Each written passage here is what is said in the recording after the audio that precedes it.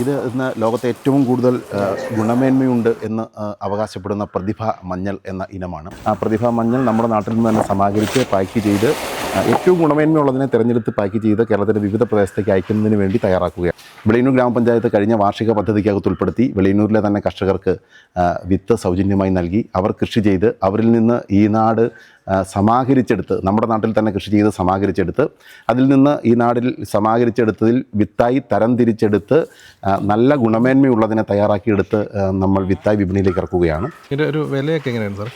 വില പ്രതിഭാ മഞ്ഞൾ പൊതുവിപണിയിൽ 100 രൂപ വിലയുള്ള 100 രൂപ അധികം വിലയുള്ള മഞ്ഞളിനമാണ്. പക്ഷേ നമ്മൾ ഈ നാട് ഈ ഒരു പ്രത്യേക ഘട്ടത്തിൽ മഞ്ഞൾ കൂടുതൽ പ്രചരിപ്പിക്കുക എന്ന ലക്ഷ്യത്തോടെ 60 രൂപയ്ക്കാണ് ഇപ്പോൾ 1 കിലോഗ്രാം കൊടുക്കുന്നത്. നമ്മളിപ്പോൾ ഇവിടുന്ന് കൊറിയർ സൗകര്യം അയച്ചുകൊണ്ടിരിക്കുന്നു. അതെ, കൊറിയർ സർവീസ് കർഷകരിലൂടെ കൊണ്ടുവന്ന് എല്ലാ ദിവസവും കർഷകർ എടുക്കുന്നുണ്ട്. നമുക്ക് വിവിധ പ്രദേശത്ത് കൃഷി ചെയ്തിട്ടുള്ളത് ആ കൃഷിയിടത്തിൽ നിന്ന് തന്നെ ഈ നാട് സമാഹരിക്കുന്നുണ്ട്. ഈ പ്രതിഭ മഞ്ഞളിൻ്റെ ഒരു പ്രത്യേകത എന്താണെന്ന് വെച്ച് കഴിഞ്ഞാൽ നമുക്ക് നോക്കുമ്പോൾ അറിയാം, മറ്റു മഞ്ഞളുകളെ അപേക്ഷിച്ച് വലിപ്പം കൂടുതലുണ്ട്. അതായത് അത്യുൽപാദന ശേഷിയുള്ള മഞ്ഞളാണ്. ഒപ്പം തന്നെ രോഗപ്രതിരോധ ശേഷിയും ഈ മഞ്ഞളിനങ്ങൾക്ക് കൂടുതലാണ്. കുർക്കുമിൻ്റെ അളവ് ഏകദേശം 6% കുർക്കുമിൻ്റെ അളവ് വരുന്നുണ്ട്.